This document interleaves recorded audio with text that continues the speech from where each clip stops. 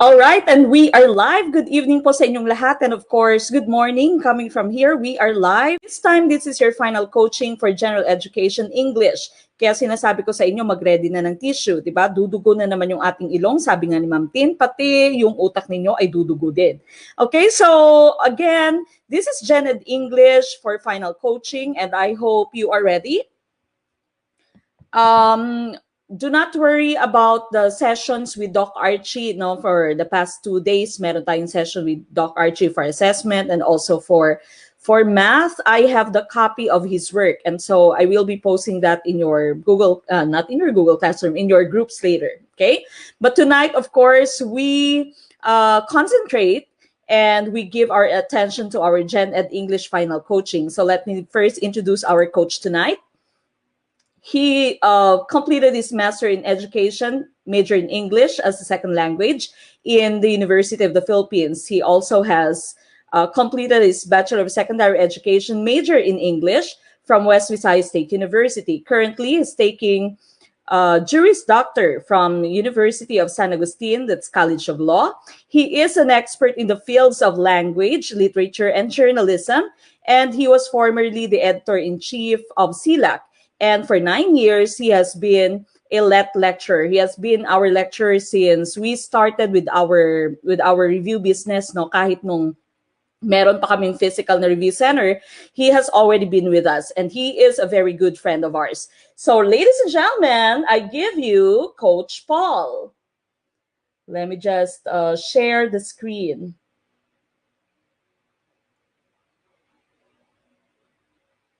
Okay, go ahead, Coach Paul. Here, can everybody hear me? Thank you, Ma'am Meg. I'm here. Okay. Okay. May I know if you can hear me?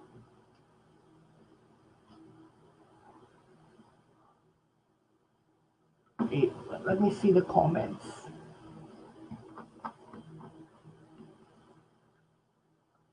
Can you tell me if you can hear me? Yes. Yes. Okay. Thank you. Okay, let's start. It's a Sunday evening. I hope you are all fine. Yes. So this is your final coaching in English for the September 2021 licensure examination for teachers. Again, good evening, future LPTs. Yes, thank you. Yes, I can see your comments. Okay.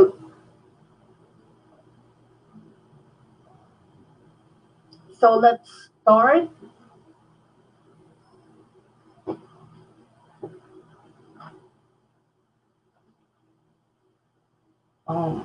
Okay, wait. May I see the schools where you graduated from? Can you type your school?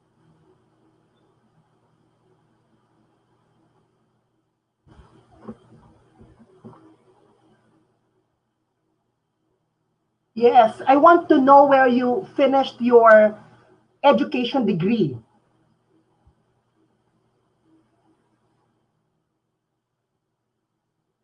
Okay, I'm waiting for your comments. Oh, from Negros Oriental State University. I am from Iloilo. I am a faculty member of the University of San Agustin. St. Louis University is a good school as far as education is concerned. Teacher training institution. Yes, from MSEU, from Pangasinan State U. Yes, I also graduated from a state university, West Visayas State University. Pamantasan ng lungsod ng Marikina. Yes, City University of Pasay. Okay, let's start.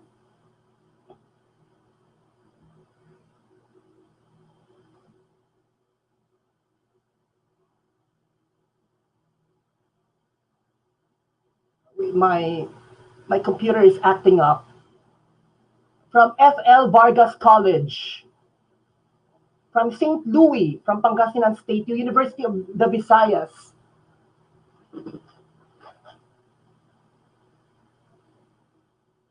Wait, my PowerPoint is acting up.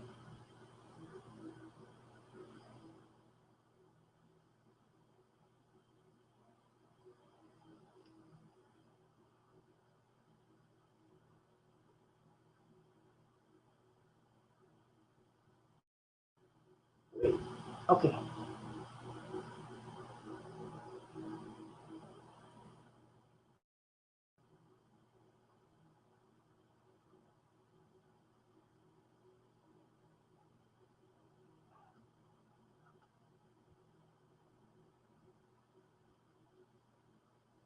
Okay, let's start. Okay, let's go to our first question. Are you ready? Question number one is on grammar. This is a common question in the licensure exam. The earth blank around the sun. A is going around the sun. B goes around the sun. C has gone around the sun. D went around the sun. Again, the earth blank around the sun. A is going around the sun. B goes around the sun. C has gone around the sun. Or D went around the sun. Okay, kindly type your answer. The earth blank around the sun. A is going around the sun. B goes around the sun. C has gone around the sun. D went around the sun. Okay, I will wait for your answers. I can see letter A, the earth is going around the sun. I can see also B, the earth goes around the sun. Some more answers, please. Then we will rationalize afterwards.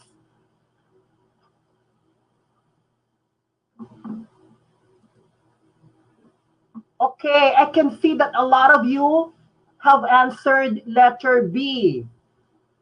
Okay, the correct answer is letter B. The earth goes around the sun.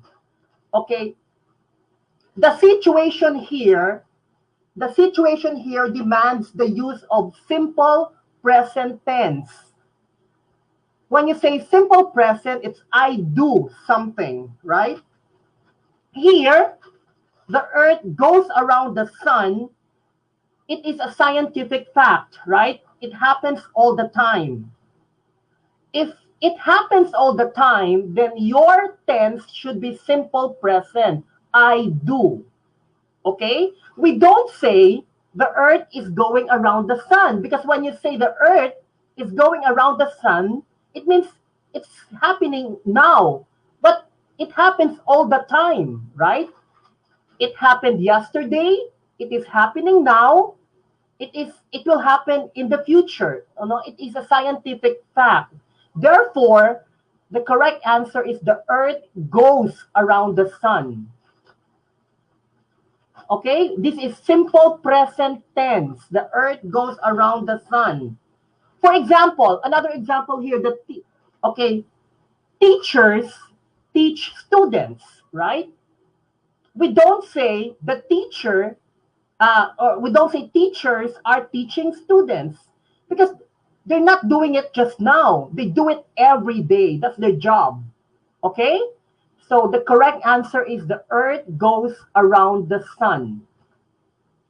So the form here is I do. The form here is I do. He does. She does. It does. We do. They do. Okay? So the correct answer is the earth goes around the sun.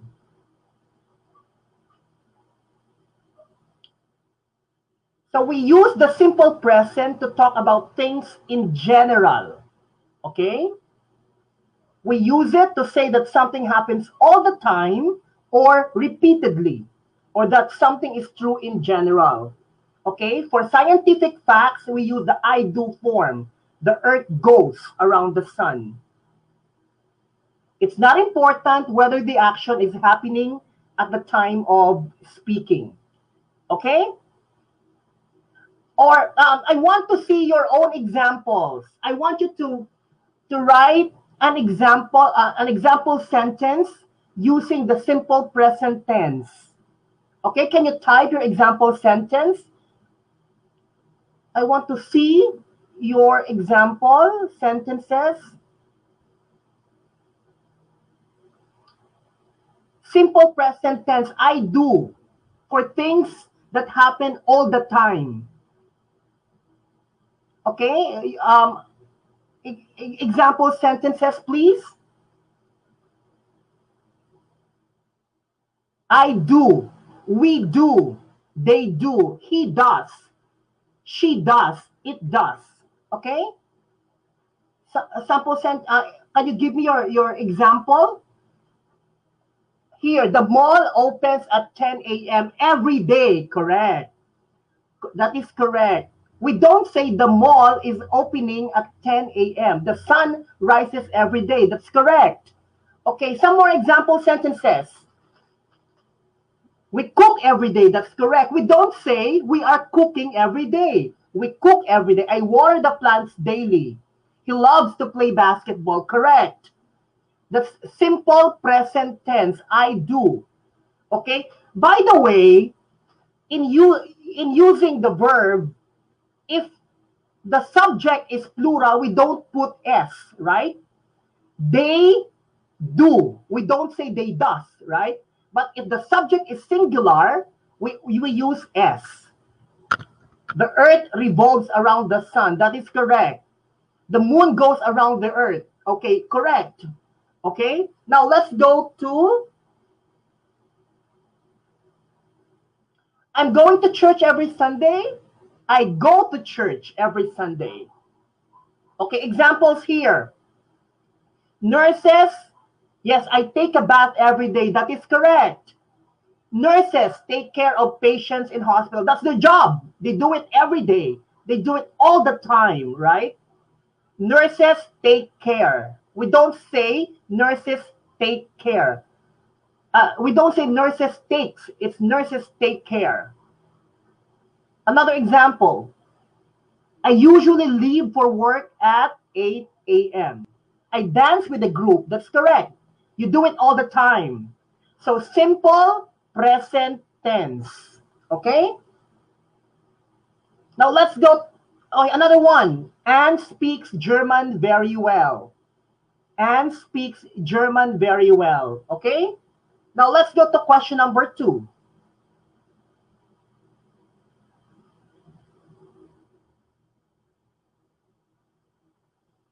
Okay? This is kind of long. It's reading comprehension. Bison have not always lived in North America. Bison is plural here. The plural of bison can be bison or bisons with S, but normally it's bison without S, like fish and fishes. Normally, the plural of fish is fish, right? Bison have not always lived in North America. They are relatively newcomers. They belong to the Bovidae family, like the domestic cattle and the wild buffaloes of Asia and Africa. The oldest known bison fossils have been found in China and the Himalayan foothills. In the Himalayan foothills, where an animal with all the essential features of the genus lived a million years ago. They evolved rapidly and spread over most of the northern hemisphere in Europe and Siberia. Now, question. Which of the following would be the most appropriate title for the passage? You give the title. A. An introduction to the North American bison. B. The classification of Asian and North American bison. C. An analysis of the bison genus in the Bovidae family. And letter D. A hypothesis of the evolution of the bison. Okay, I will give you time to read the text. Bison have not always lived in North America. They are relatively newcomers. They belong to the Bovidae family, like the domestic cattle and the wild buffaloes of Asia and Africa. The oldest known bison fossils have been found in China and the Himalayan foothills, where an animal with all the essential features of the genus lived a million years ago. They evolved rapidly and spread over most of the northern hemisphere in Europe and Siberia. Which of the following would be the most appropriate title for the passage? A. An introduction to the North American bison. B. The classification of Asian and North American bison. C. An analysis of the bison genus in the Bovidae family. And letter D, a hypothesis of the evolution of the bison. Okay, you give the best title for the passage. Is it an introduction to the bison, classification of the bison, analysis of the bison, or hypothesis of the bison? Okay, I can see your and okay. Some people say it's C. Some answer A, D, A. Okay, some more answers, please. A is introduction. B is classification. Do we classify here? Do we analyze here? You ask yourself, you ask yourself, do we analyze here? Do we hypothesize here? Or we just simply introduce bison to your readers? Okay? Yes. Analysis of the bison. Okay? Yes. Okay. The correct answer is letter A. Introduction to the North American bison. Introduction to the North American bison. The passage here introduces you or gives you it gives you general information about this kind of animal. So it's just an introduction. It does not classify the bison. It does not analyze. When you see analyze, you examine carefully. You do not examine carefully this kind of animal. And there is definitely there is no hypothesis involved here, right? When you say hypothesis, it is an idea that is suggested as an explanation for something. We do not hypothesize here. We only introduce the bison to the reader, right? So the correct answer is letter A, an introduction to the North American bison. Okay, this is a bison. Okay?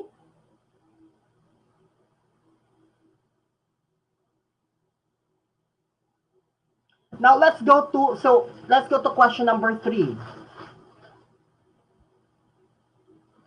It would be reasonable to this is study and thinking skills in English. If you check the coverage of the English part, English for this is study and thinking skills is one of the topics in the coverage. It would be reasonable to accept the claim that women tend to be more superstitious than men if we A, overheard it in the supermarket, B, heard a shock jock say it on the radio, C, read it in a reputable psychology textbook, or D, read it in a 19th century treatise entitled Women, the Fairer Sex. Okay.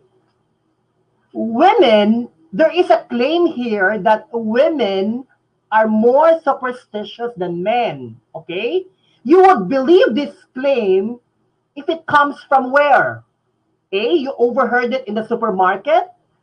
B, heard a shock jock say it on the radio. C, read it in a reputable psychology textbook.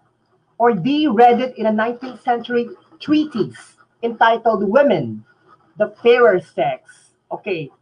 If one of these says that women are more superstitious than men, then you would believe the source, right? Okay? A lot of you have answered letter C. You read it in a reputable psychology textbook. Some more answers?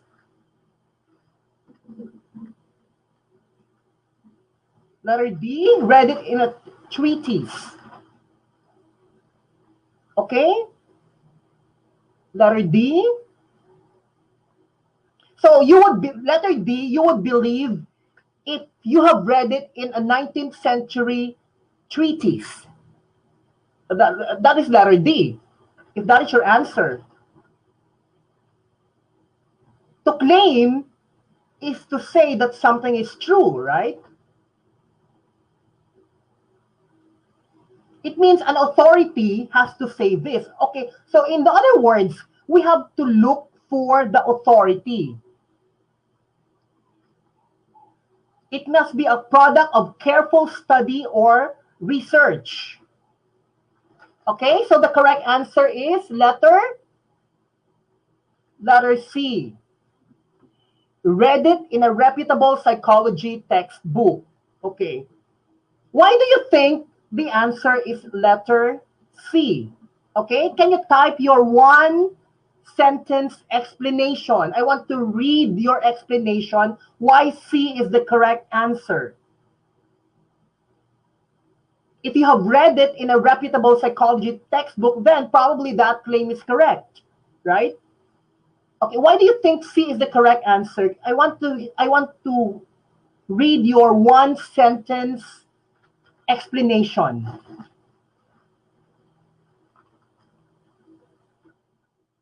Yeah, Alvin says reputable. Okay, Charity says based on research.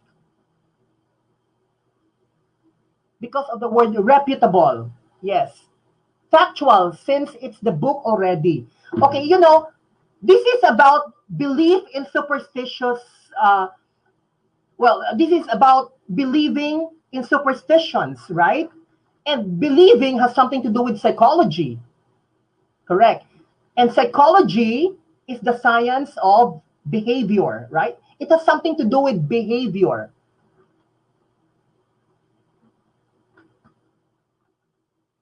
Okay, this is about behavior because of reputable sources or theories. Okay, because it is factual. Now, why not letter D? What is a treatise? Correct. Psychology. Jen Mangunlay said psychology is a study of human behavior, and believing in superstition is behavior, right? Why letter D is not the correct answer? What is a treatise?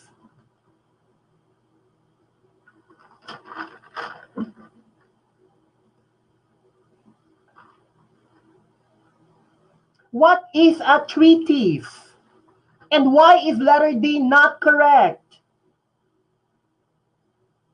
Okay, can you give me a one-line explanation what a treatise is? When you say treatise, it is a formal written paper about a specific subject.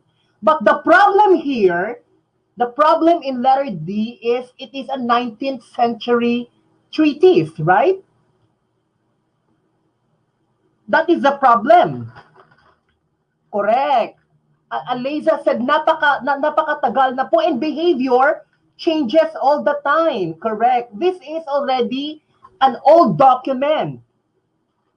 It's not up to date. Correct. Eunice said it's not up to date. So we cannot take letter D as the correct answer. It's not updated. It's outdated. It's outdated. And psychology and behavior always change, right? So the correct answer is letter D, letter C, reputable psychology textbook. Of course, letter A is not correct because chismis, right? You overheard it in the supermarket. So the correct answer is letter C, read it in a reputable psychology textbook. Now let's go to number 4.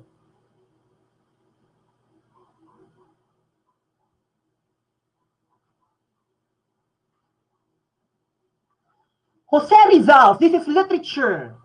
Jose Rizal's favorite novel is Jose Rizal's favorite novel was The Count of Monte Cristo. It is an epic tale of suffering and retribution. inspired by a real-life case of wrongful imprisonment. Who wrote it? Again, Jose Rizal's favorite novel was The Count of Monte Cristo. It is an epic tale of suffering and retribution. The Count of Monte Cristo was Rizal's favorite book. It is an epic tale of suffering and retribution, inspired by a real-life case of wrongful imprisonment. Who wrote it? Who wrote The Count of Monte Cristo, Rizal's favorite novel? A. Charles Dickens. B. Jane Austen. C. Ernest Hemingway. D. Alexander Duma. Again, Charles Dickens. B. Jane Austen. C. Ernest Hemingway. D. Alexander Duma.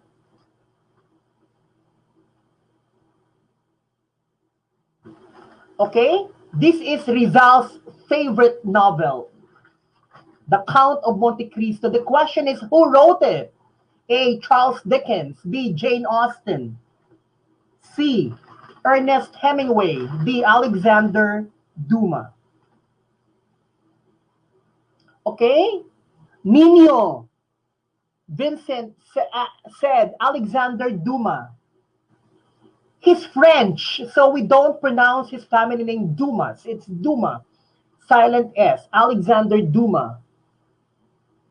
Other answers?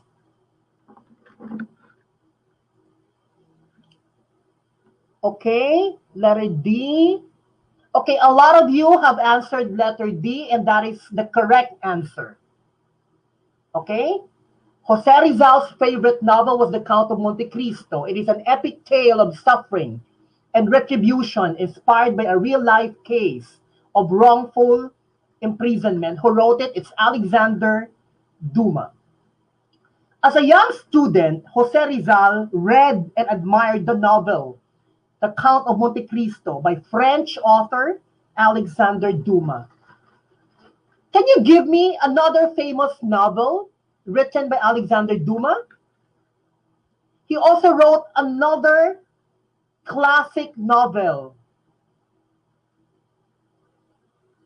Do you know what that novel is? The one written by Alexander Duma other than The Count of Monte Cristo? English majors here? What is the other popular novel written by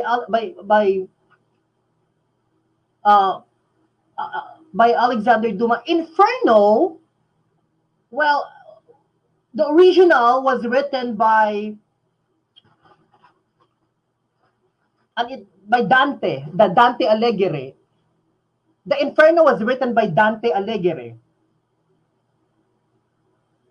Okay, it's The Three Musketeers. The Three Musketeers. Alexander Duma. Charles Dickens, A Christmas Carol. Correct. Christine is correct. The Three Musketeers. Charles Dickens was the one who wrote A Christmas Carol, right? The Three Musketeers, correct. So, if the question says, what was Rizal's favorite novel? The answer is The Count of Monte Cristo. If the question is, who wrote The Count of Monte Cristo? The answer is Alexander Duma. Okay, now let's go to question number 5. Are you ready?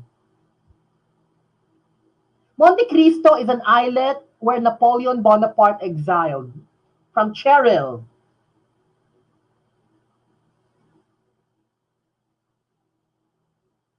So this is the cover of the book, The Count of Monte Cristo.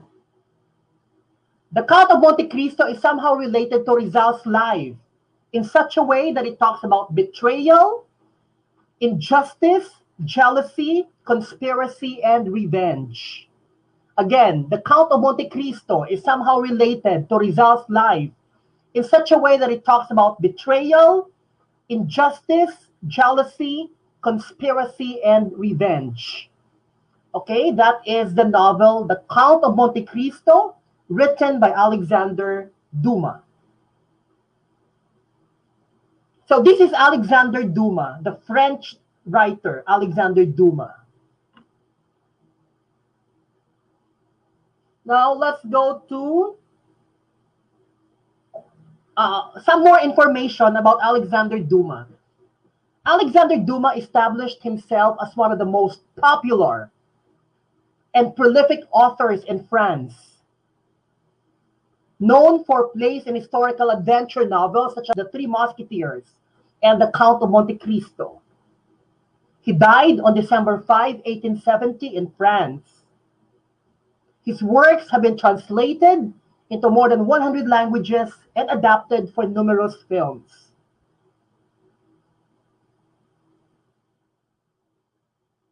Okay, now let's go to question number 5. Question number 5 is vocabulary. Okay, vocabulary. When you say vocabulary, it's the number of words in your head.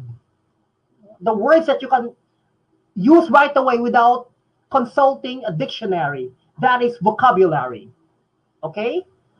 An ambulant vendor, do not look up the word in your dictionary. Okay? An ambulant vendor is one who, A, does not stay in one place. B, sells illegal goods. C, is registered in the city hall. D, sells expensive things. An ambulant vendor is one who, A, does not stay in one place. B, sells illegal goods. C, is registered in the city hall. D, sells expensive things. So the word here is ambulant. Okay? If a vendor is ambulant, what does it mean? A, he does not stay in one place. It means he moves around or she moves around. B, she sells or he sells illegal goods. C, is registered in the city hall. D, sells expensive things. Ambulant. We have also the word ambulance, right? Okay, a lot of you have answered letter A, does not stay in one place. Some more answers, please. Imelda said, selling goods at any place. Letter A? Okay, some more answers. Ambulant. Okay, the correct answer is letter A, correct. An ambulant vendor is one who does not stay in one place, correct. You know, if you meet a difficult word and you are not allowed to look the word up in a dictionary, you have to do structural analysis. When you say structural analysis, you have to break the word into its component parts. Okay? Let's break the word ambulant into its component parts. When you say break into component parts, let's check its root and its affixes. Okay, ambule. Every time you see the root ambule in a word, it means to walk, to take steps, to go around. Basta po may ambule sa isang salita, ambule, like ambulance, ambulant, it means to walk or to go around. Okay? So the correct answer is an ambulant vendor is one who does not stay in one place. Ambule means to walk, to take steps, or to go around.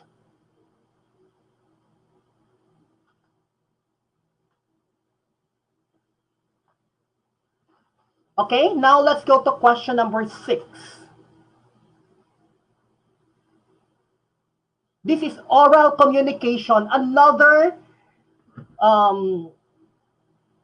topic in the licensure exam for English.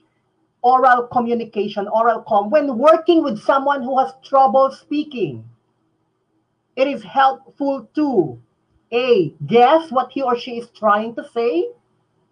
B, speak for him or her.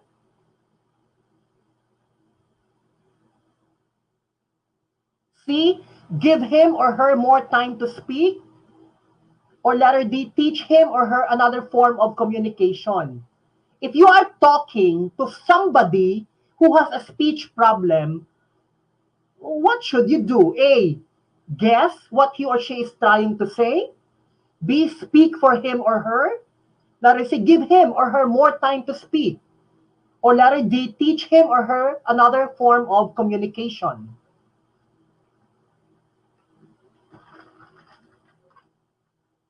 Again, when working with someone who has trouble speaking, or probably a person who stutters, right? A person with a speech problem. So it is helpful to A, guess what he or she is trying to say. B, speak for him or her. Letter C, give him or her more time to speak.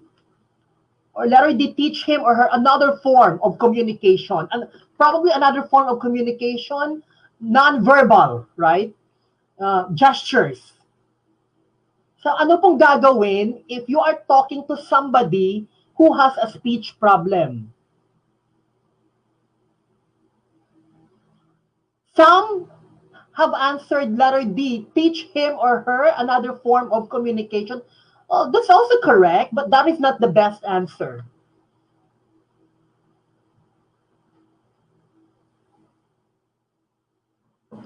Letter C, sign language lang po. When you say trouble speaking, probably he can still talk, he can still verbalize, only that he has a minor speech problem, probably stuttering or stammering, right? He can speak, only that probably he stammers or she stammers or he stutters. Okay, the best answer is letter C. Give him or her more time to speak. Okay, give him or her more time to speak. Do not rush the person, right? Let him compose his thoughts and let him or her verbalize his or her thoughts. Okay, do not rush the person. Give him or her more time to speak. This is the best answer. Letter D is also correct, but this is only um, this is only okay if the person does not speak at all. Okay, does not speak at all. You teach him or her another form of language. But in this case, the question says the person has trouble speaking. It means he can still speak, only that he has a problem speaking. So the correct answer is letter C. Give him or her more time to speak. People with speech problems know how frustrating they can be. People who stutter, for example, complain that others try to finish their sentences or fill in words for them. This is also true for people who suffered from stroke. Okay? So give him or her more time to speak. Like a relative who suffered from stroke, right?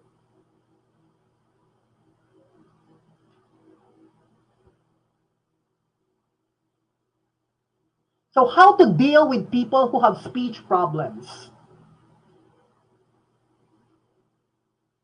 Give time and attention. Second, try not to interrupt. Third, allow silences. Do not rush. Give each other time to understand and respond. Do not finish his or her sentences, or do not guess what the other person is trying to say. Do not ask questions you already know the answers to, and do not pretend you understand. So these are the best things that you can that you can do to help somebody who has a trouble speaking.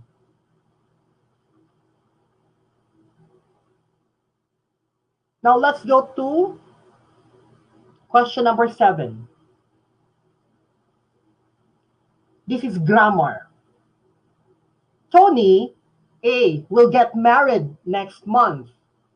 B, gets married next month. C, will be getting married next month. And letter D is getting married next month. I know grammar is your favorite.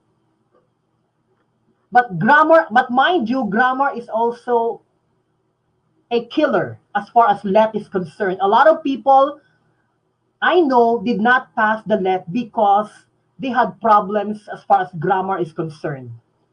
Grammar is a killer.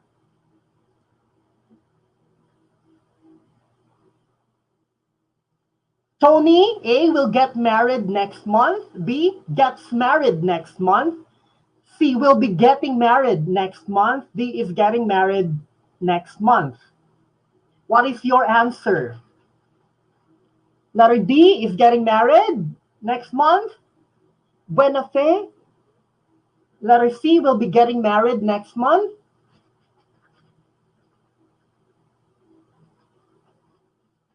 Okay? Kindly type your answer. Letter C will be getting married next month. Letter C.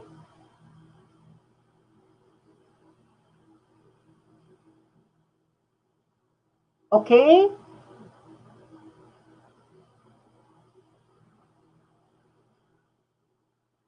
Okay, so the correct answer is Tony is getting married next month. Tony is getting married next month. Letter D. We do not say Tony will get married next month. This is a common problem among Filipinos. Na kapag future, will agad. Right? That is a common problem among Filipinos. Pagka future, will agad. Will plus base form. Like, I will go to church on Sunday. I will visit my mother on Tuesday. No. When we talk about a future action, Filipinos think of the form, I will do something right away. But it's not the only way to express futurity. Will plus base form is not the only way to express futurity. Madami pong ways para i-express ang future action. Hindi lang po will plus base form. Apat po actually. There are 4 ways on how you can express a future action. I will do something. I am doing something. I am going to do something. And I do something. Okay?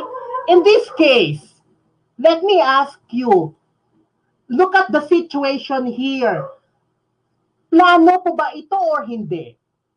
Is this a plan or not? Or they have just decided now? Kindly check the situation if this is a plan or it is something that, is this something po na they have just decided to do now?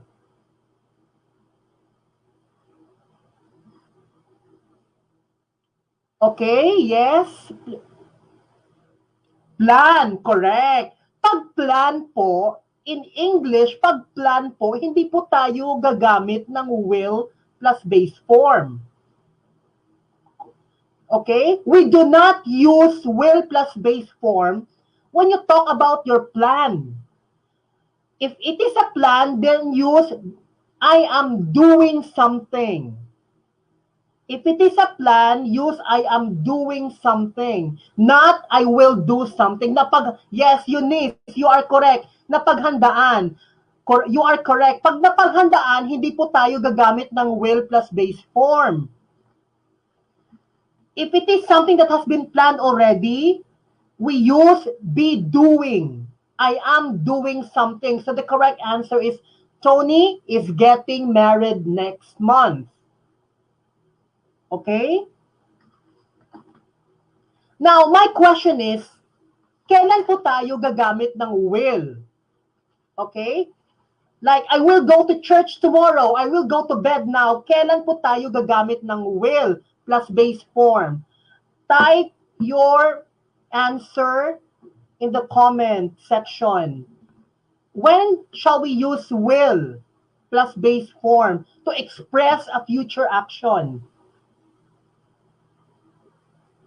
Because as I was telling you, pag plan, hindi dapat gamitin ang will plus base form. Now, the question is, kailan po gagamit ng will plus base form? Yes, I'm waiting for your answer.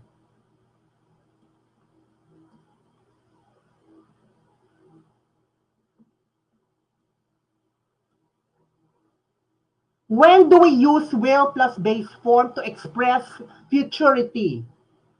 Correct. Mr. Castro is correct. Will, pag ang desisyon agad-agad, right away. Or ngayon lang, right? Will is also correct for decisions, for offers, or for promises. Correct. You are correct kapag agad ang isang action. I'm sorry, my Filipino is bad. I am Ilonggo and it's difficult for us to speak Filipino.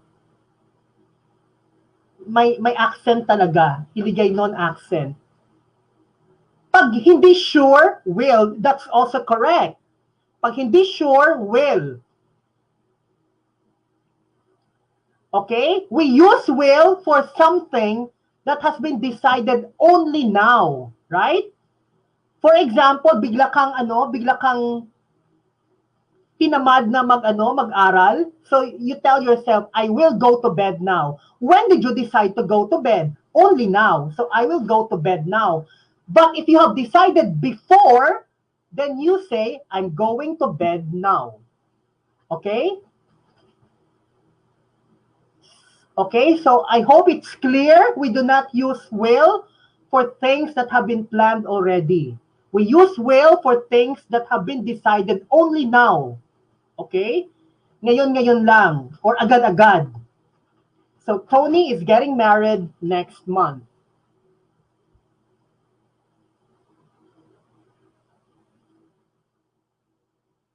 We use the present continuous or progressive. I am doing something is present continuous or progressive. Continuous is British English, but in the Philippines, your elementary teacher taught you present progressive. Same lang po iyon. Okay? I am doing something to say that we have already arranged to do. Right? Example, Tony is getting married next month. We do not say Tony will get married next month. Okay, very clear, sir, Filipino major here. Filipino is very difficult as far as I am concerned. Okay, I'm struggling with my Filipino. Ang Filipino ko po may accent.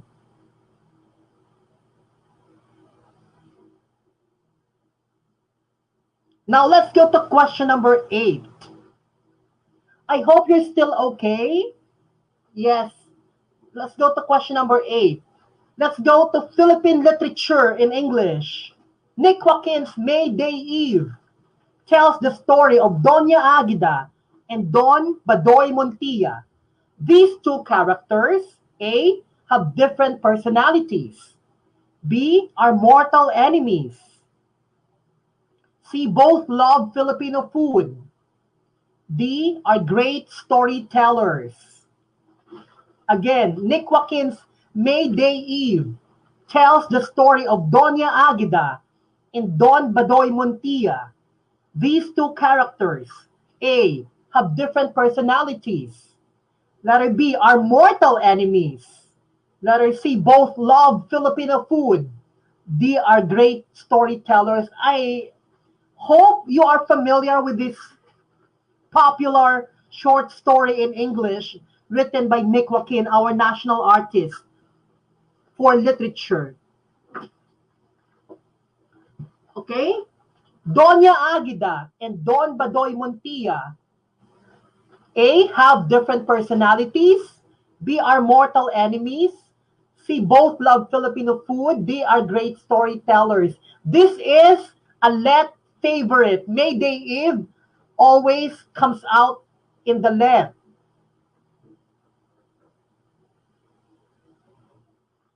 Mayday Eve is a short story that is based on a superstitious belief. Mayday Eve.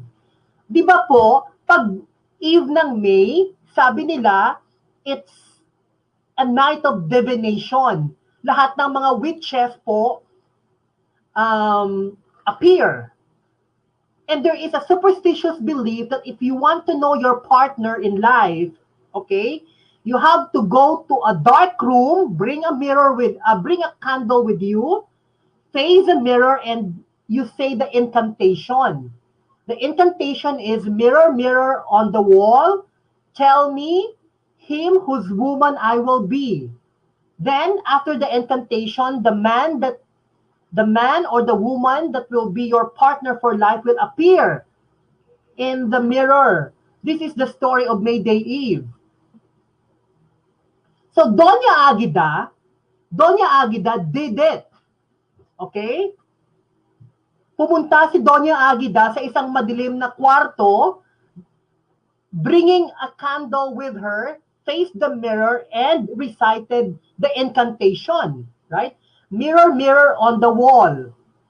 She said, tell me, he whose woman I will be. And suddenly, a devil appeared.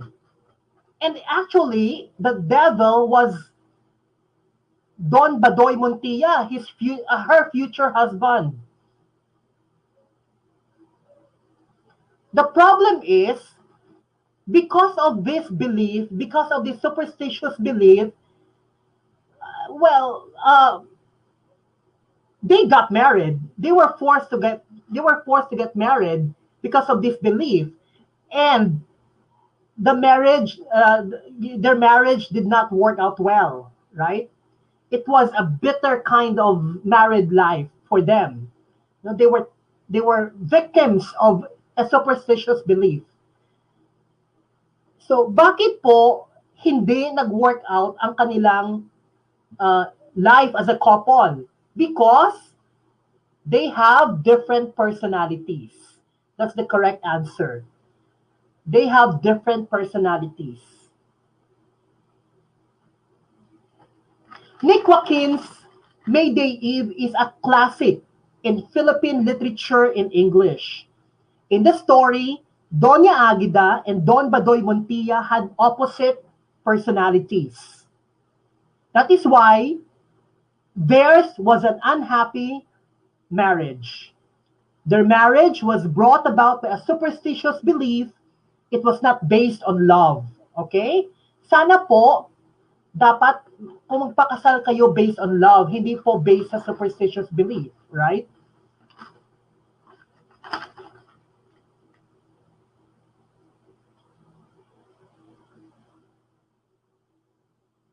Here, as Don Badoy Montilla comes home to his old home at Intramuros, Manila, late at night, he finds his grandson chanting an old spell in front of a mirror. Memories of his youth came back. He recalled how he fell in love with Agida, a young woman who resisted his advances.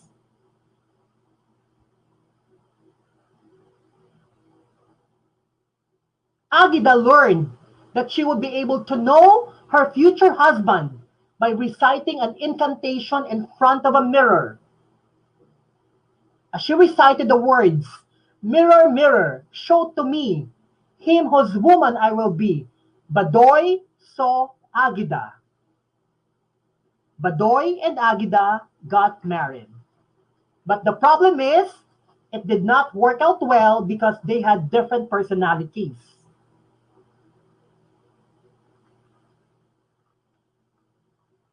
Now let's go to question number 9. Which of the following is a strong thesis statement? This is writing. Which of the following is a strong thesis statement? A. Violent video games are harmful for young people to play. B, violent video games are harmful to young people and it should be stopped. Letter C, violent video games are harmful for young people because they should be reading a book. And letter D, violent video games are harmful for young people to play because it promotes a sedentary lifestyle, encourages violence, and causes children to become desensitized to death.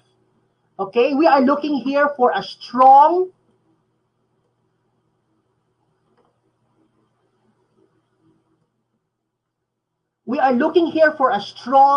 thesis statement. There is such a thing as a weak thesis statement and a strong thesis statement. Anong answer sa number 8? Number 8 po, they have different personalities. That's why their union did not work out well. So we are looking here for a strong thesis statement. Okay, what is a thesis statement? It is the main point of your essay or paper. It states the main idea of your write-up. Okay? Now, can you give me one adjective? Okay, write it in the comment section. Can you give me one adjective that would describe a strong thesis statement? Okay? What is the most important quality of a strong thesis statement? Just give me one adjective. Is it clear? Is it simple? Is it wordy? What? Give me an adjective that best describes a strong thesis statement. Then we will try to answer the question using the adjective that you have given. Concise, precise, correct. There is a correct answer here. A strong thesis statement must be specific. This is the best feature, or this is the best description of a strong thesis statement. Dapat po specific. Hindi po general, hindi po vague. Now, let's try to find out among the options kung ano po yung pinaka-specific dito. Okay? A strong thesis statement must be specific. So saan po dito among the options here, saan po yung ano po yung pinaka-specific?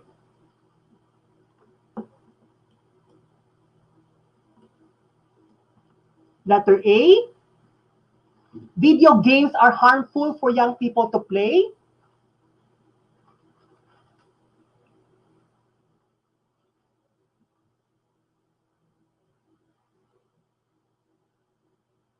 B, violent video games are harmful to young people and it should be stopped. Okay? We are looking here for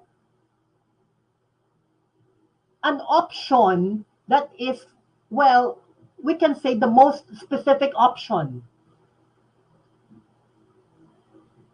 Okay? So the correct answer is letter D. Okay, letter D. Violent video games are harmful for young people to play because it promotes a sedentary lifestyle, encourages violence, and causes children to become desensitized to death. Okay? The most specific option here is letter D. Okay?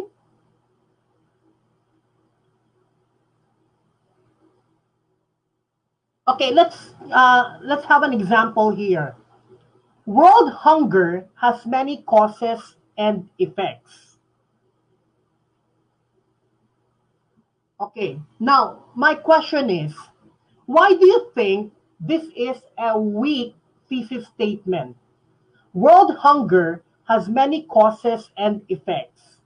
Let's analyze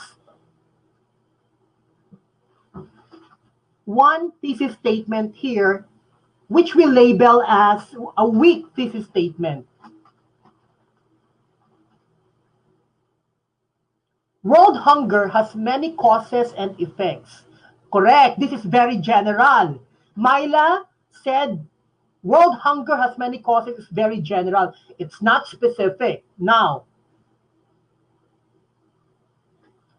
first, world hunger, this is very general. Sobrang napakalawak po ng scope nito, and we cannot discuss this in just a single paper or in just a single document, right? Very general po siya. World hunger cannot be discussed thoroughly in one article or essay. So how can we make this specific? And second, many causes and effects is also vague. You should be able to identify specific causes and effects. Ano pong exact causes and effects? So we have to identify.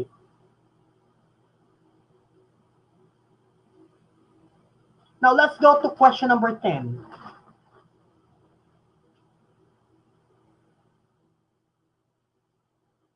This is study and thinking skills in English. Falsifying results and plagiarism fall under the general heading of when you falsify results and when you plagiarize. A, non-compliance. B, academic dishonesty. C, uninformed consent. D, inappropriate debriefing. Again, falsifying results and plagiarism fall under the general heading of A, non-compliance. B, academic dishonesty. C, uninformed consent. D, inappropriate debriefing.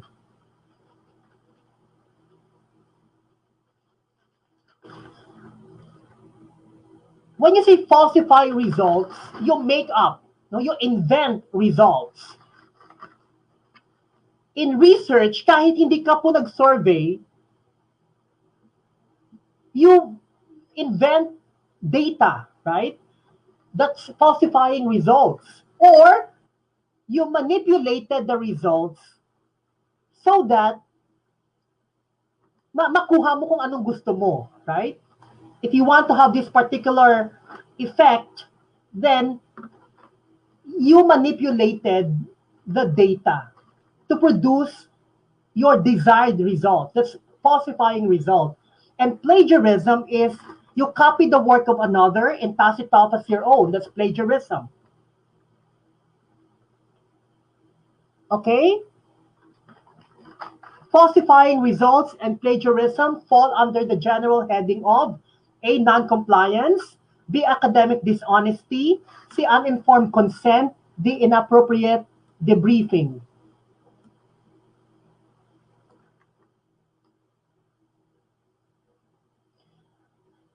The most common form of the correct answer is letter B, academic dishonesty. The most common form of academic dishonesty is plagiarism. You copy the work of another and pass it off as your own. Now, my question is, and I want you to type your reaction. Lahat po ba ng plagiarism dishonest? That's my question. Lahat po ba ng plagiarism dishonest? Pag nag-plagiarize ka po ba, is it automatic na dishonest? Na dishonest ka po? I studied this for 1 semester. I am now a third-year law student. I'm studying Juris Doctor. I'm a law student, Bachelor of Laws at the College of Law of the University of San Agustin. And we have this one subject called intellectual property. No? So this is under intellectual property. And we discussed this in our intellectual property class. Ang question po is, pag nag-commit ka po ba ng plagiarism, is it automatic na dishonest ka po? Correct. Hindi po. It's not automatic. Plagiarism Can you qualify your answer? Why no? In just one sentence, can you qualify your answer? Why it's not automatic? Pag no, it depends. Kasi na copyright. Yes, hindi. According to Alvin, yes, hindi kasi humingi siya ng pahintulot. Jeneline said, may mga time na kailangan talagang gawin. Yes, Myla said unintentional. There is such a thing as unintentional plagiarism. Hindi po ginusto or hindi mo po intensyon. Hindi po as long as you cite the author. Okay. Plagiarism will be considered dishonest where you have done it on purpose.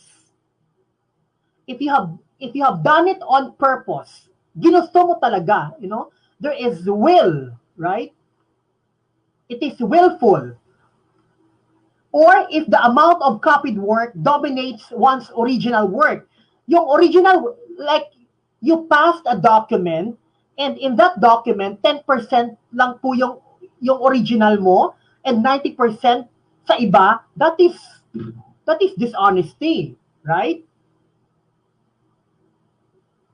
That is dishonesty. Pag mas yung percentage ng copied work is sobrang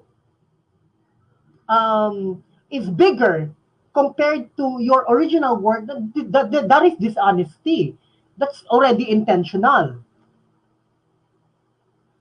Sonny said, hindi naman sir kasi merong allowance ng similarity 15%. Okay, you know the best explanation here is that of the University of Sydney in Australia. This is according to the University of Sydney. Not all acts of plagiarism are intentional or dishonest. In some situations, it may be caused by one's failure to understand the required referencing. Okay? So according to the University of Sydney, not all acts of plagiarism are intentional or dishonest. Kaya nga po dapat, sir, may citation kapag may ina-adapt na, yes, citation is very important. Citation will save you from going to jail. Right? This is, you know, plagiarism is a criminal act. It is a violation of a law. Right? What law? Copyright law or intellectual property law. So we have to be careful in copying the work of another, especially if it's copyrighted, right? You will violate provisions of law.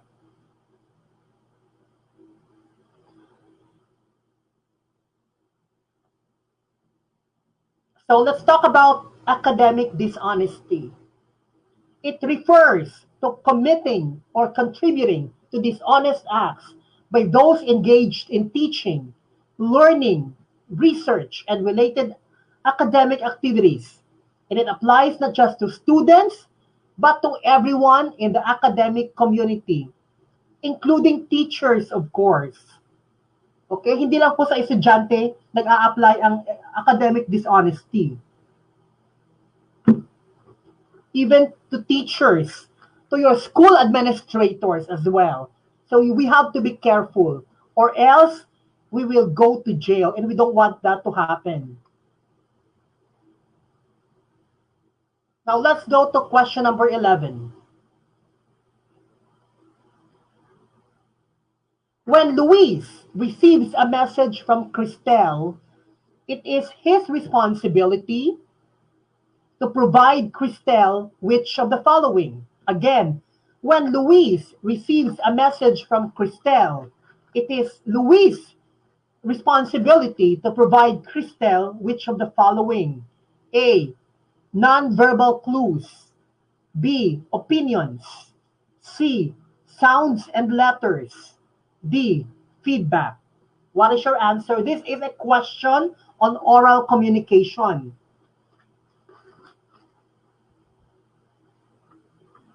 When Cristel, or when Luis receives a message from Cristel, What is the responsibility of Luis? A, give Cristel nonverbal cues. B, opinions. C, sounds and letters. D, feedback.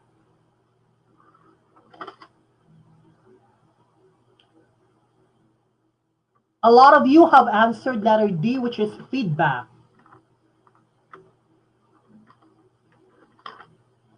Okay, let's analyze. Let's review your oral comm.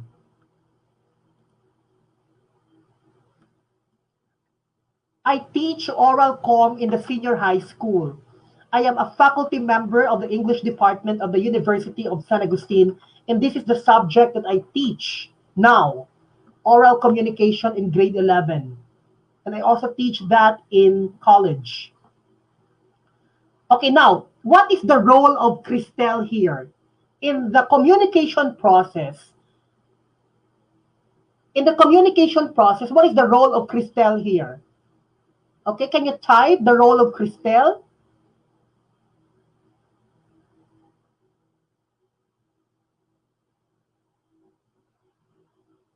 I'm asking you the role of Cristel. Now, this is a review as far as, the communication process is concerned.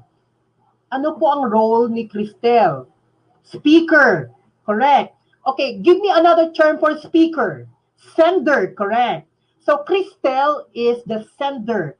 Now, what is the role of Luis? You are correct. Cristel is the sender, or the speaker, or the sender. What is the role of Luis? Speaker, correct. So Luis is the receiver. Luis is the receiver. Now, when Cristel, you are correct. Cristel is the sender. When Cristel sends the message, what is that process code?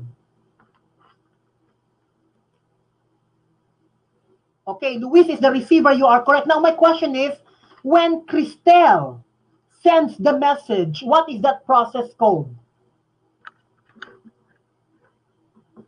I think all of you have taken oral comm back in college.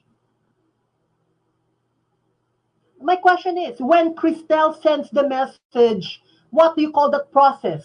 No, channel. No, it's not channel. I'm asking about the name of the process.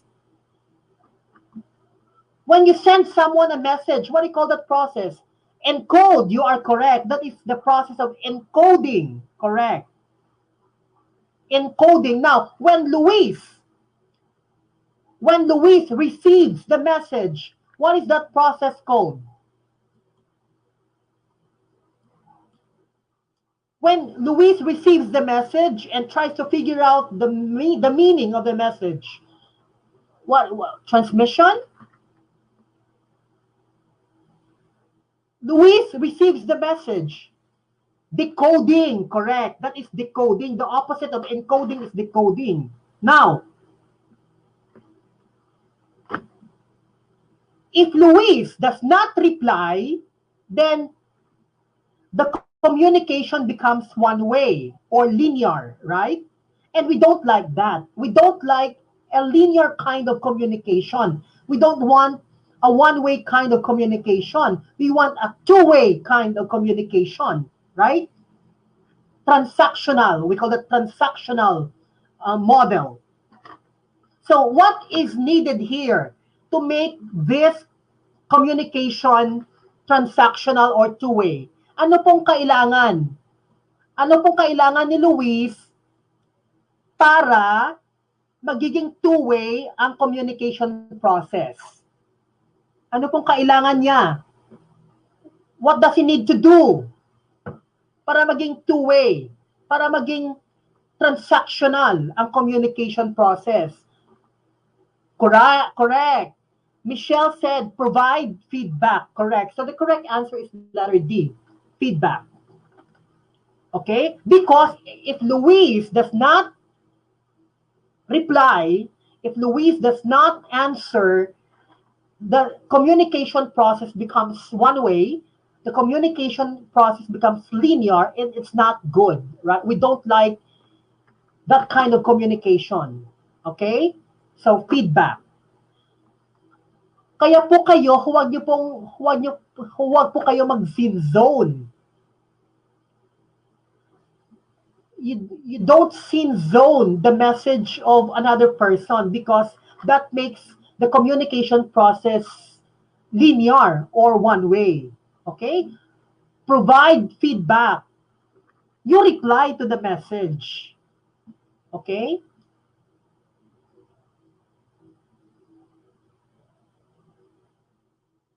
Receivers are not just passive absorbers of messages.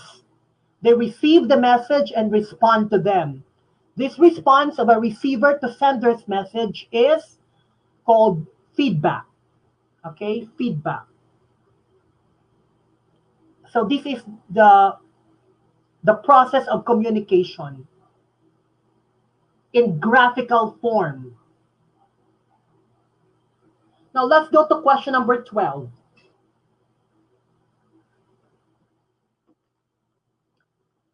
Okay, this is a bit long. The Pacific yew is an evergreen tree that grows in the Pacific Northwest. It has a fleshy, poisonous fruit. Okay? Recently, taxol, a substance found in the bark of this plant, was discovered to be a promising new anti-cancer drug.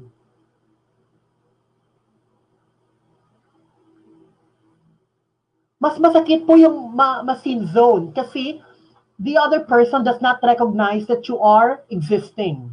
If you sin zone somebody, I'm responding to the comment.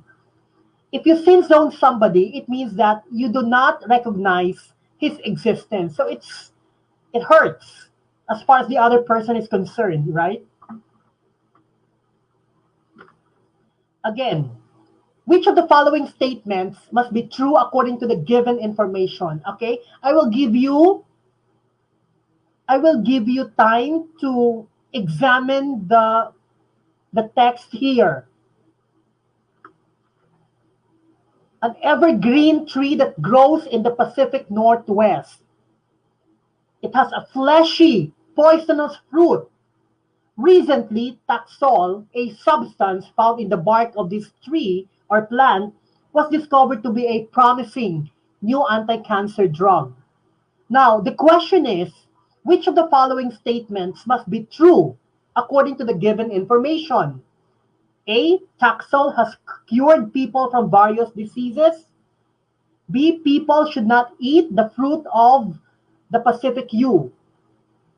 D, taxol is poisonous when taken by healthy people. And letter D, the Pacific yew was considered worthless until taxol was discovered. Okay? I will give you time to digest the essence of the text because it's kind of long. The question is, which of the following statements must be true according to the given information?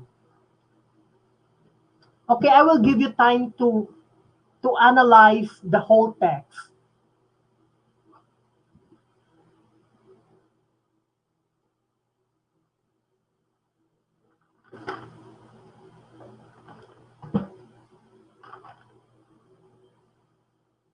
A lot of you have answered letter D. It was worthless. It was considered worthless until taxol was discovered.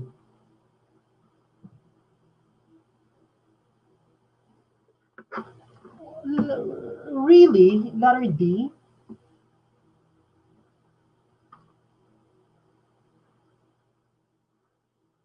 Okay, let's analyze.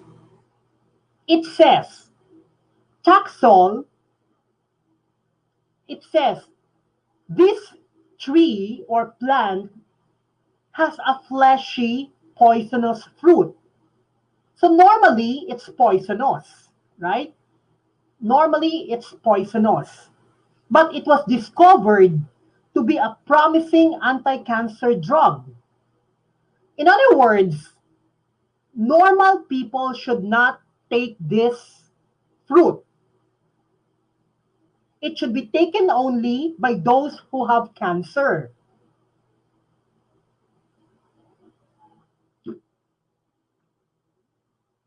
Letter B says people should not eat the fruit of the yew.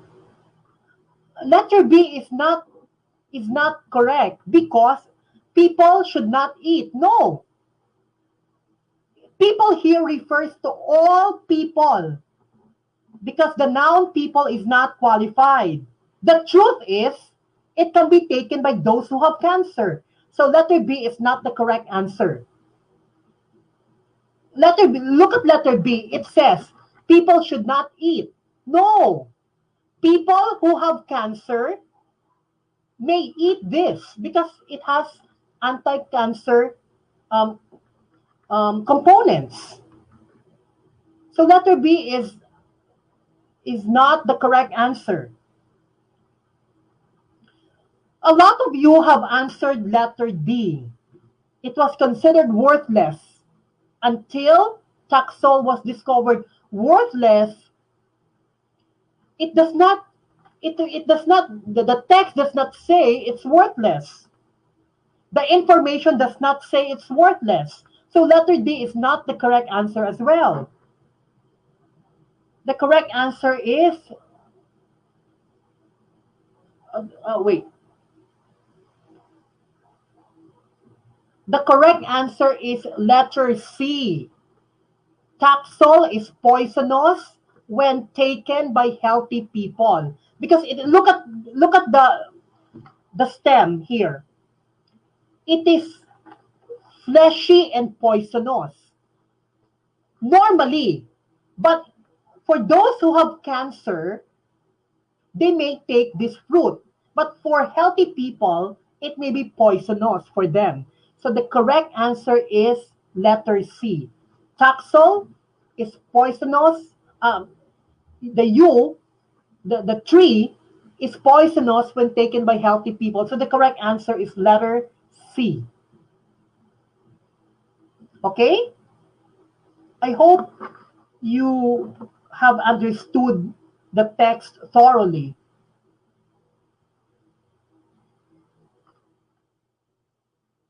Now let's go to question number 13.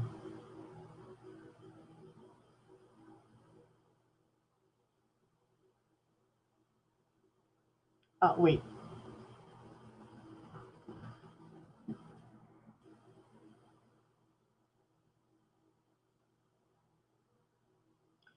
Is bark and fruit. Yes, you have a point there. The fruit, right?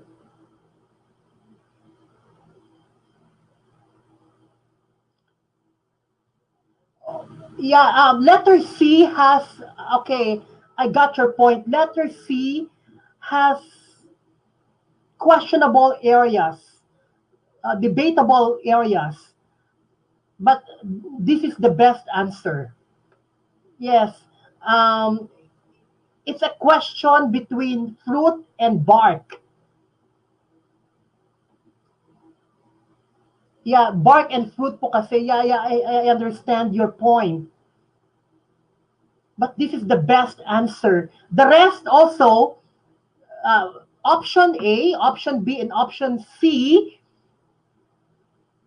are also out of question. And I think the best answer, we have to be contented with letter C. That's the best answer. But I see your point. Bark and fruit, it's the bark, not the fruit. Yeah, I got your point. This is a question from the University of California, um, Los Angeles, reading comprehension question, and the university says that the correct answer is also letter C, although it is questionable, but this is the best answer. So we have to be contented. We have to settle for letter C. Grabe ang plausibility ng letter D, genocide. Okay, let's move. I hope This is settled already.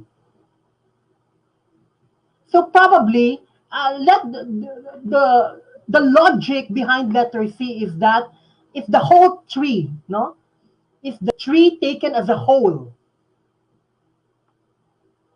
it's the tree taken as a whole. Now let's go to number 13. Not all questions are perfect questions. You can always find whole.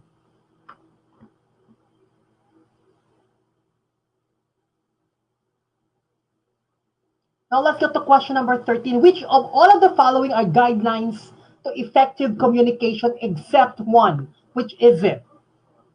A, creating lean and efficient messages. When you say lean, shorter messages, right? B, adopting an audience-centered approach. C, fostering an open communication climate. D, improving one's speed at writing messages. Which is not a guideline to effective communication? Which is not a guideline to effective communication? A, creating lean and efficient messages. Letter B, adopting an audience-centered approach. C, fostering an open communication climate. D, improving one's speed at writing messages. Effective communication. You are an effective communicator if the receiver understands your message and gives a feedback accordingly. If the other person does not understand what you are talking about, then you are not an effective communicator. That is the best criterion for you to be able to know whether you are an effective communicator or not. If the other person understands your message and react right away to your message. So which is not a guideline as far as effective communication is concerned.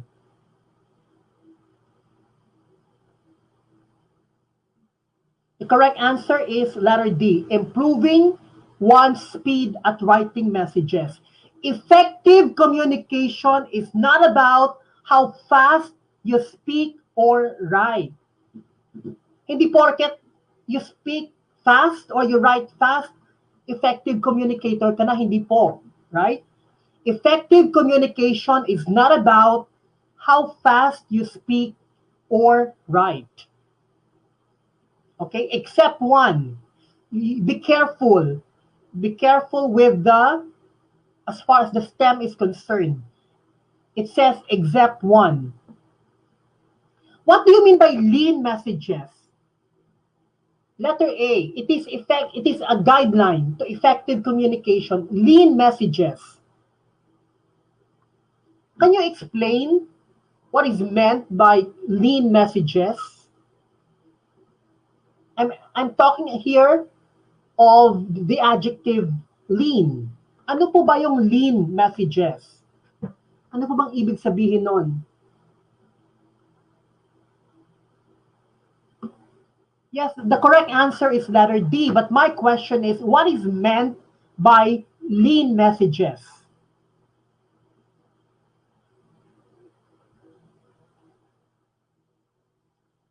When you say lean, if a person is lean, wala pong taba, right? If your body is lean, wala pong taba, walang fats, right? So lean messages means you do not go around the bush. You go straight to the point, concise. In communication, the shorter, the better, right?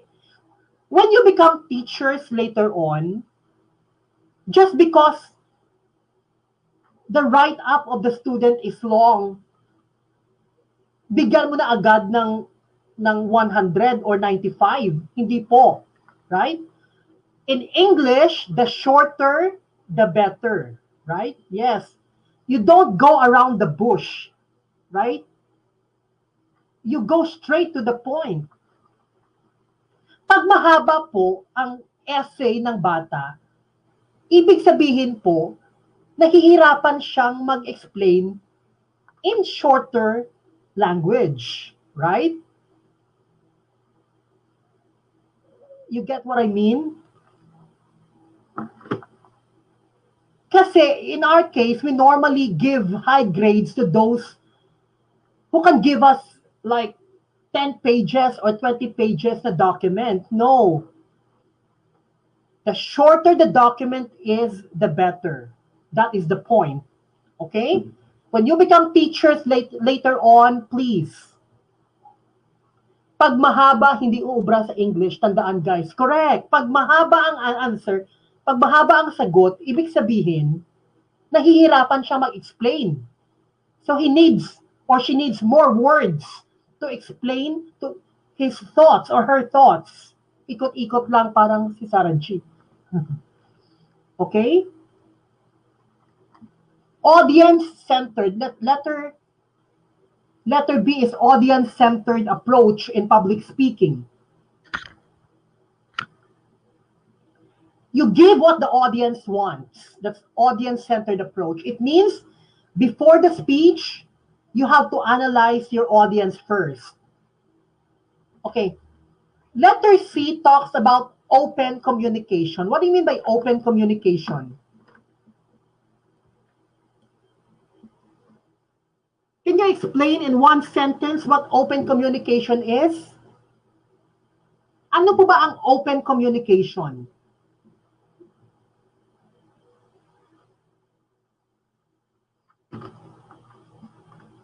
What is the concept of open communication as far as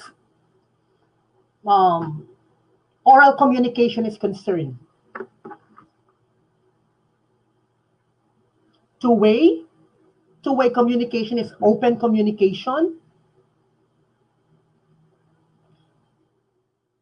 Pero sa teacher namin dati, sir, pag maikli ang essay, mababa ang score namin. No! In law school, we have this acronym KISS. When you answer, because in law school, all the exams are essay exams. We don't have multiple choice. We don't have identification in law school. It's all essay. If your answer goes beyond one paragraph or two paragraphs, the professor will not check your test. It's KISS. Keep it short and simple.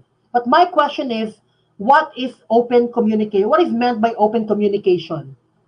Correct. Alvin. Open communication is the ability of anyone and on equal conditions with a transparent relation. Correct. In open communication, everyone is empowered to share his or her thoughts without any fear of repercussions. Everyone is empowered to share his or her thoughts without any fear of repercussions. That is open communication.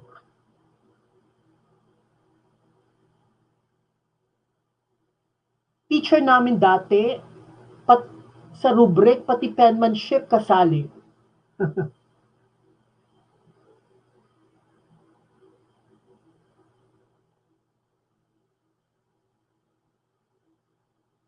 Now let's here. Effective communication is a process of exchanging ideas, thoughts, knowledge, and information such that the purpose or intention is fulfilled in the best possible manner. That is effective communication. In simple words, it is nothing but the presentation of views by the sender in a way best understood by the receiver.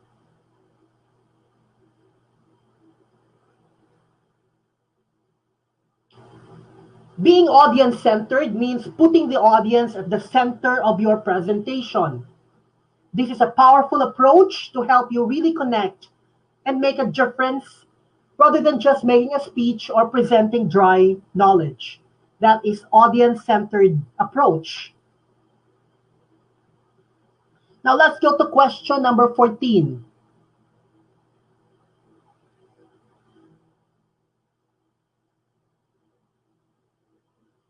Which of the following novels, let's go to literature, number 14.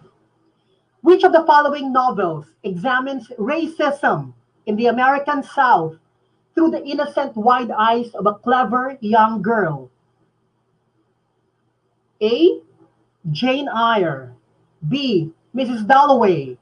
C. Little Women. D. To Kill a Mockingbird. Okay, which of the this is literature, this is world literature. Which of the following novels examines racism in the American South through the innocent wide eyes of a clever young girl? A. Jane Eyre. B. Mrs. Dalloway. C. Little Women. D. To Kill a Mockingbird. Okay, kindly type your answer. It examines racism. You know, in the US, in the 1960s, 1950s, racism was very strong. You know? It's the whites against the blacks.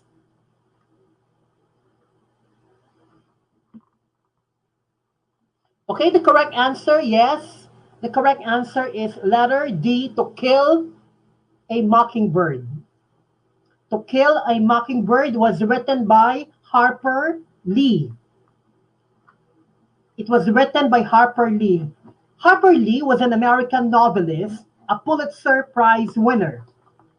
It's about racial injustice in a small Alabama town.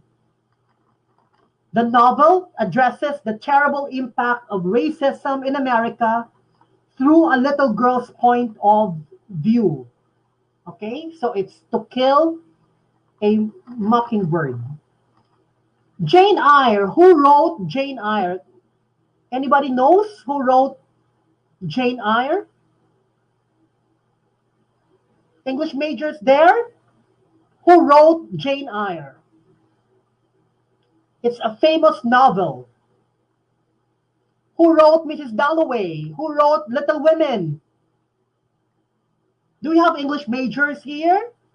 Literature majors? It's settled that Harper Lee wrote To Kill a Mockingbird. How about Jane Eyre? Who wrote Jane Eyre? Who wrote Mrs. Dalloway? Who wrote Little Women? No idea. Okay? Jane Eyre was written by Charlotte Bronte. Correct. Ledesma Charlotte Bronte. Mrs. Dalloway was written by Virginia Woolf. And Little Women was written by Louisa May Alcott. I think you need to at least familiarize yourselves with the author and the work. No, masterpieces of world literature. Jane Eyre, Charlotte Bronte, Mrs. Dalloway, Virginia Woolf, Little Women, Louisa May Alcott. 50 items. And these are questions that come out in the let many times. These are questions that came out rather in the let many times. So this is, Jane Eyre by Charlotte Bronte. So this is Harper Lee, the one who wrote To Kill a Mockingbird. A story about racism in the American South, especially in Alabama.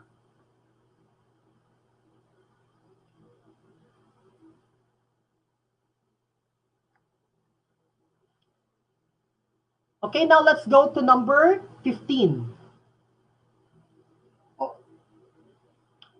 Vocabulary. Time check, it's 8:53. Okay. It's mind over matter. Your mind says you need this. You need to pass the left. Okay, anyway, so question number 15. Orangs are the most arboreal of the apes. It means that they live, A, in the zoos, B, in trees, C, in caves, D, on the riverbanks. This is a vocabulary question. Arboreal. The orangs are the most arboreal of the apes. What is meant by the word arboreal?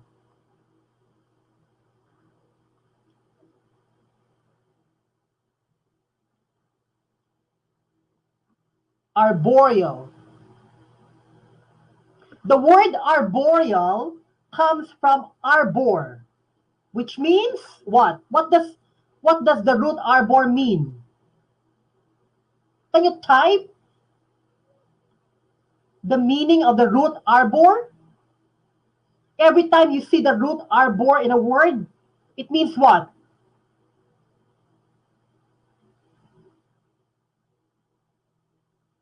Letter B. Okay. Correct. The word arboreal comes from the root arbor, which means tree. So arboreal means living in trees. Okay? Arboreal. Arbor means tree. Arboreal means living in trees.